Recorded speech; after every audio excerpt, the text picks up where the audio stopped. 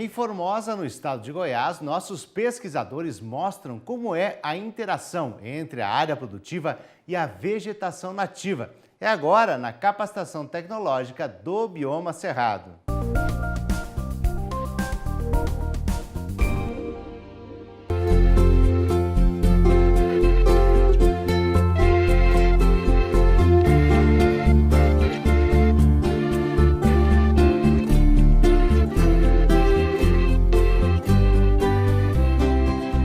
Olá pessoal, nós estamos agora em campo, numa aula prática de campo, onde vamos mostrar alguns aspectos de solos dentro de pedossequências e a vegetação constituinte.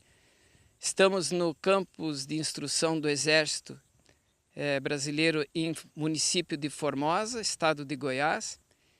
E nas aulas teóricas nós conversamos muito sobre a interação entre solos e vegetação. Nesta aula, a nossa equipe, o professor Felipe, professor Alexandre, professora Michele, eu, Gustavo, e o nosso técnico que sempre trabalha conosco aqui no Cerrado, Roberto, nós vamos poder trocar algumas ideias com vocês a respeito dessa disposição dos solos na paisagem, dentro de pedossequências muito significativas aqui para a região, regiões de alta suscetibilidade à erosão, e vamos comentar com vocês essa disposição dos solos e a interatividade com a vegetação, trazendo em foco maior a diferenciação dos ambientes quanto aos aspectos de potencial de uso ou fragilidade.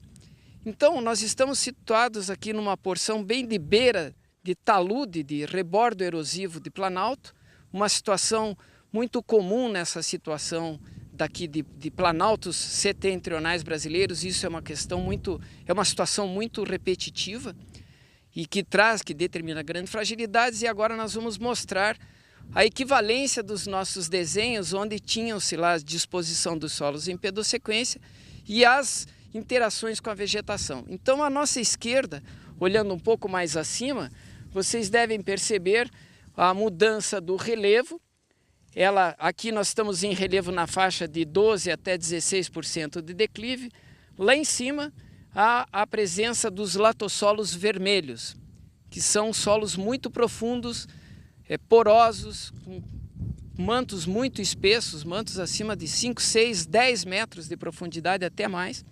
E na medida em que a gente vem caminhando aqui para a borda, aparecem os neossolos regolíticos, solos muito frágeis, muito mais adelgaçados, com alta suscetibilidade à erosão, e começa a aparecer a variação da mudança dos atributos. E logo aqui abaixo, nós já vamos conversar mais detalhadamente, mais detidamente, logo após a ruptura de declive, onde ainda se manifestam os neossolos regolíticos, abaixo começam os relevos de cambissolos áplicos concrecionários a neossolos regolíticos altamente suscetíveis à erosão. Então agora vou aproveitar aqui, trocando com a Michele, você que trabalhou com as cargas do solo, as diferenças de cargas entre os latossolos e os neossolos regolíticos são muito grandes, né, Michele? Sim. Então, nos latossolos, um terço superior, acho que o grande potencial deles está pelo fato da espessura desses latossolos. São solos bastante espessos e, aliado à declividade, né, são relevos mais planos, favorece o acúmulo de material, favorece a pedogênese desses solos. Então ele tem mais argila, né, tem menos teor de silt, o que diminui os processos de erosão e, consequentemente, são solos que têm maior capacidade de carga. Quando você sai do terço superior, onde estão os latossolos vermelhos, e vai para o terço médio, que é o que está logo aqui abaixo, né, que são os neossolos regolíticos, a declividade aumenta muito e a espessura diminui. Aí o que acontece? Diminui a pedogênese, a formação de solo, aumenta muito a morfogênese, que é a saída de sedimento, de solo para o relevo para o terço mais inferior, e acumula silt, eu não tenho muita espessura e, consequentemente, eu não tenho tanta carga. Então, são solos bem mais frágeis, né? Então, acho que a declividade e a espessura dos neossolos, acho que é o fator mais determinante dessa pedossequência. E logo abaixo nós temos os cambissolos, né? Que são solos intermediários, né? Que também ainda tem um alto teor de silt, né? Então, são solos ainda muito suscetíveis à erosão, mas, em compensação, eles são um pouco mais espessos que os neossolos que estão logo acima deles, né, Gustavo? Exatamente. Então, uma coisa muito interessante que nós gostaríamos de deixar patente aqui é de que nós temos numa distância muito curta uma passagem, uma mudança de estabilidade da paisagem muito grande. Então, conforme a professora Michele colocou, saímos dos latossolos e entramos nos neossolos regolíticos, a mudança de estabilidade, de equilíbrio da paisagem é muito grande. E aí eu quero chamar uma atenção para os senhores. Se vocês observarem mais abaixo, e isso daí é notória a diferença, vocês vão ver processos erosivos por toda essa bacia aqui. Então, o processo de dissecação da paisagem, quer dizer, o processo de erosão que está ocorrendo na paisagem, promove um fronte de erosão nessa borda de planalto, e aí acontece algo que é preponderante que se entende. O processo de dissecação promove um processo de dessecação dos solos. Então, um dos atributos que começam a aparecer, todas as segregações ferruginosas, quer dizer, as frentes de molhamento que também estão vindo para a reborda desse planalto, começam a concrecionar. Então, nós temos a presença em abundância de petroplintitas, que são as segregações de ferro, as plititas, que com o processo de molhamento e secagem começam a concrecionar, e de certa forma essas concreções de petroplintitas, elas começam a oferecer uma resistência ao recuo dessa borda de planalto. Mas em última análise, nós gostaríamos de passar a mensagem de que esses processos erosivos muito fortes, na realidade nós estamos perdendo uma província latossólica, as províncias dos latossolos estão em detrimento do avanço desses remontes erosivos muito grandes.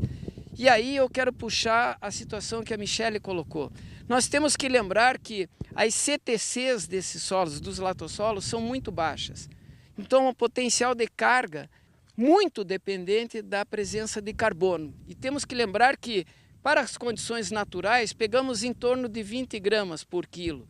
Mas nessas áreas em que está acontecendo aqui, bem na borda, logo atrás de nós, vocês podem ver esse processo erosivo, o carbono do solo já baixa.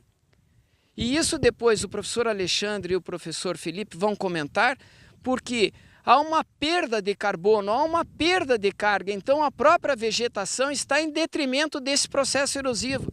Então, o processo lá de baixo, o remonte erosivo, causa um dano também na borda do planalto, diminuem-se os teores de carga, e aí o processo de estabilidade dos agregados diminui e o processo erosivo começa a magnificar, vai aumentando. Então temos que ter essa noção de interdependência que há entre uma borda altamente erosiva contra uma zona, uma província mais estável, que são as dos latossolos.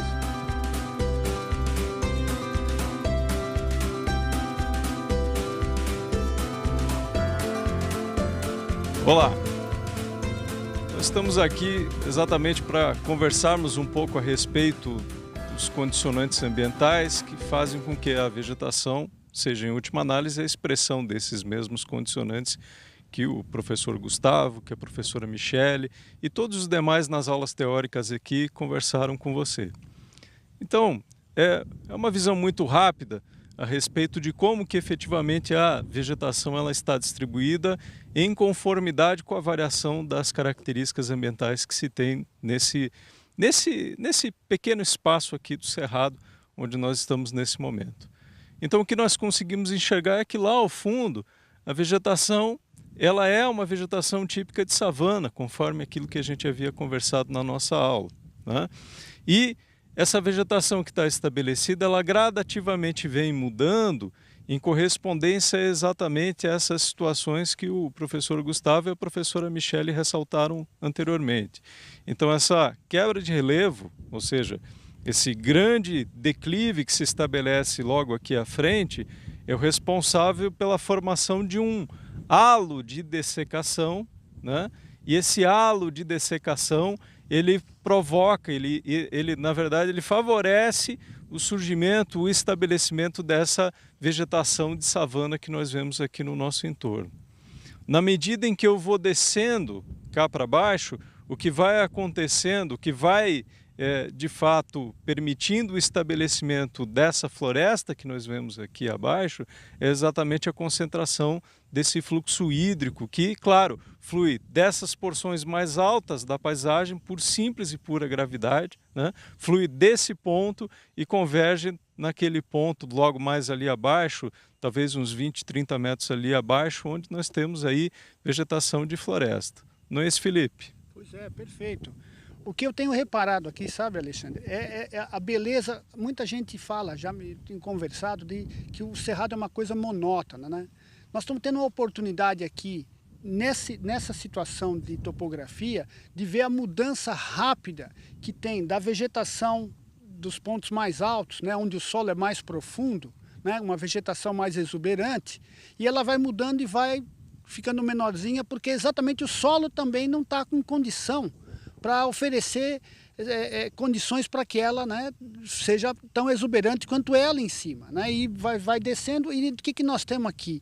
Até pela falta de vegetação, né, nesse lugar, nós estamos tendo erosão, nós estamos perdendo esse solo aqui. Então a importância da relação do solo determinando uma condição de vegetação, né, que é aquilo que a gente busca trazer, né, o produtor quando olha, para que serve essa vegetação? Quer dizer, nós estamos mostrando aqui o quanto que a vegetação é importante para segurar esse solo e não deixar que ele desapareça por conta da secagem, né, da falta de água que está acontecendo aqui, né, da erosão que vai acontecer, e que essa vegetação não está dando mais condição para que esse solo fique aqui, tá certo?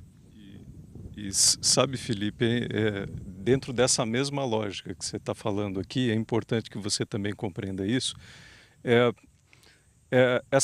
essa situação dessa vegetação menos densa é uma situação absolutamente natural, né? Ela não é uma situação criada pelo homem, embora nós tenhamos aqui fogo, e na sequência eu queria que você falasse um pouco sobre isso também, Felipe, falasse sobre a baixa interferência do homem exatamente na geração desse padrão de vegetação que a gente vê aqui ao fundo, ou seja, o fato de nós termos poucos indivíduos arbóreos, né? Nós temos esse condicionamento exatamente por essa posição na paisagem, é uma condição natural, né? Embora, e eu quero ressaltar aqui, que esses processos erosivos não sejam exatamente processos erosivos naturais, essa densidade baixa de vegetação, aqui, particularmente no caso da savana, não falando lá embaixo no caso da floresta, né, evidentemente, é uma condição natural, né? Nós não podemos pensar que a vegetação natural de cerrado sempre é densa, que a vegetação de floresta é a vegetação nativa. Não, essa é a condição natural que se tem aqui. Felipe, fala um pouco para a gente sobre essa coisa do fogo, vai. Vamos contar para você que está nos assistindo exatamente essa condição natural, né? E que nós, como seres humanos que estamos observando essa situação, você como produtor, né? A gente não pode deixar que o que aconteça aqui, que o fogo, porque se ele destrói essa vegetação que está acontecendo nesse solo, se a gente perde, na verdade a gente vai acelerar o processo erosivo que está acontecendo aqui. Então, o que a gente sabe que a agricultura vai acontecer na chapada, a agricultura vai acontecer ali no latossolo. Só que isso aqui é parte do recurso que o produtor tem na propriedade dele. Quanto mais cedo ele perder esse recurso, porque esse bordo ele vai mudar com o tempo. Se a erosão continuar acontecendo, nós vamos perder solo e vamos perder a área da propriedade. Então eu queria compartilhar com você essa experiência que nós estamos tendo aqui, né, no campo, de mostrar como é que a natureza muda. As espécies saem, esse solo vai ser perdido se a gente não tomar conta, e o fogo, e aí vem essa lembrança, né? Quanto mais fogo acontece, a vegetação, a biomassa vai sumindo, né? Muita gente acha que o fogo é bom para o cerrado, né? Mas na verdade o que acontece é que a gente está eliminando a biomassa. Essas espécies vão morrer, o solo vai ficar exposto e vai perder esse solo. O solo vai diminuindo, vai a erosão. Então, onde nós estamos hoje, daqui a um tempo, se a gente não tomar conta dessa vegetação que está aqui, nós não vamos poder estar mais aqui, porque aqui vai estar um buraco. Tá certo? Nós vamos perder todo esse solo que está aqui, sabe, Alexandre? Então a gente tem que compartilhar com as pessoas que estão nos assistindo essa situação de que hoje isso está aqui e que se a gente não entender essa dinâmica, nós vamos perder um patrimônio que a gente tem. E pensando até mesmo dessa forma, né, Felipe, é bem importante para, particularmente, o produtor, o agricultor, pensar nessa forma sintética que a gente está falando aqui. É claro que a produção ela vai ser estabelecida aqui, a montante, aqui para trás de onde nós estamos.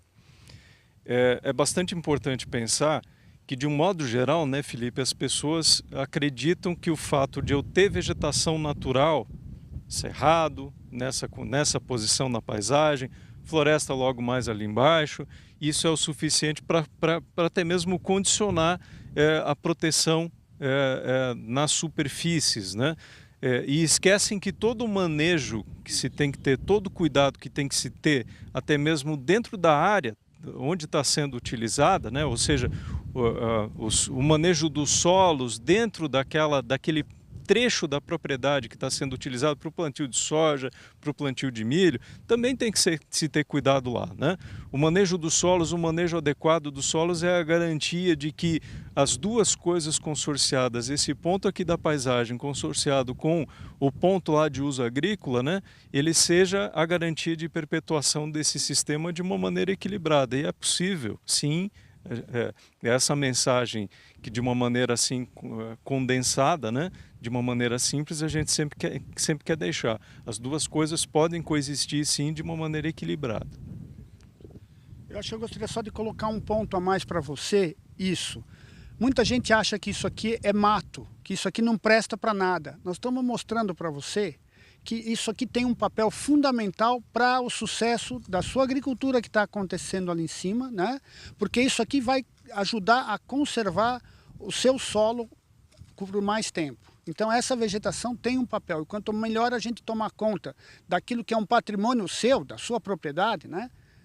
Você está tomando conta de tudo, do todo. Tá? Então essa colaboração que a gente tem com esse conceito do que é o cerrado, do que é uma savana, né? Que pode sair de uma vegetação mais exuberante, né? Na porção superior, porque lá nós temos mais solo para que essa vegetação se desenvolva, e quando ela vai raleando, que aquilo também está prestando um serviço para a sua propriedade, para que você consiga ter a sua produção lá e que essa vegetação tenha esse papel de conservação do solo na sua propriedade.